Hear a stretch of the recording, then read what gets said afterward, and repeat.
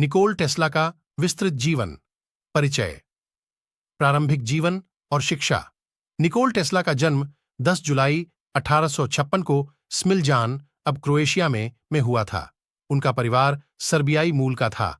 उनके पिता Milutin Tesla एक पादरी थे, जबकि उनकी मां जॉर्जिना घर की देखभाल करने के साथ साथ एक आविष्कारक भी थीं, जिन्होंने कई घरेलू उपकरण बनाए। टेस्ला के 4 भाई बहन थे। टेस्ला ने अपनी प्रारंभिक शिक्षा अपने गृहनगर में पूरी की और बाद में ग्राज और प्राग में उच्च शिक्षा प्राप्त की। विद्युत अभियंता के रूप में करियर की शुरुआत। अपनी पढ़ाई के बाद टेस्ला ने टेलीग्राफ कंपनी में काम किया और बाद में पेरिस चले गए, जहां उन्होंने कॉन्टिनेंटल एडिसन कंपनी में काम किया। यहां उन्होंने विद्युत उपकरणों की मरम्मत और डिजाइन में महत्वपूर्ण योगदान दिया। अमेरिका में आगमन और एडिसन के साथ काम। 1884 में टेस्ला न्यूयॉर्क शहर पहुंचे और थॉमस एडिसन के साथ काम करने लगे। हालांकि उनके और एडिसन के बीच करंट, डीसी और एसी को लेकर मतभेद उत्पन्न हो गए।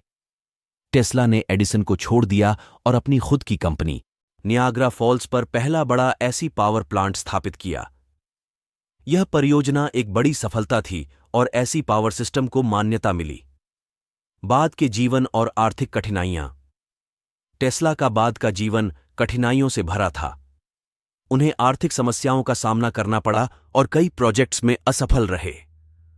उनके कुछ आविष्कारों को व्यावहारिक रूप से लागू नहीं किया जा सका। वे अपने जीवन के अंतिम वर्षों में न्यूयॉर्क में अकेले रहने लगे।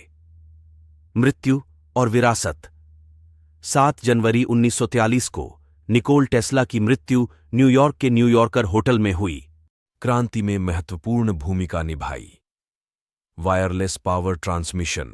टेस्ला ने बिना तार के बिजली संचारित करने की तकनीक पर भी काम किया, हालांकि वे इसे व्यावहारिक रूप से लागू करने में असफल रहे।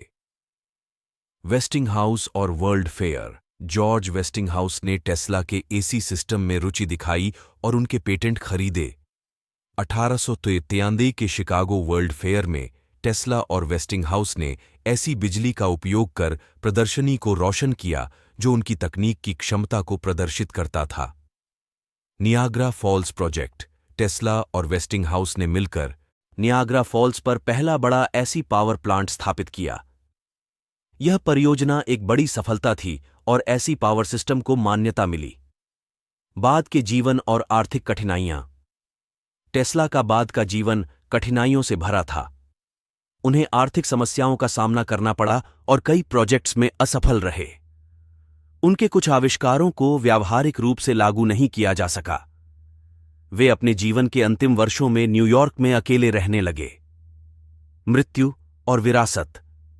7 जनवरी 1943 को निकोल टेस्ला की मृत्यु न्यूयॉर्क के न्यूयॉर्कर होटल में हुई। उनके योगदान को आधुनिक विज्ञान और प्रौद्योगिकी में महत्वपूर्ण माना जाता है। उनके सम्मान में टेस्ला इकाई का नाम उनके नाम पर रखा गया है, जो चुंबकीय क्षेत्र की माप के लिए उपयोग होती है। टेस्ला के आविष्कार और विचार आज भी विज्ञान की दुनिया में प्रेरणा के स्रोत बने हुए हैं।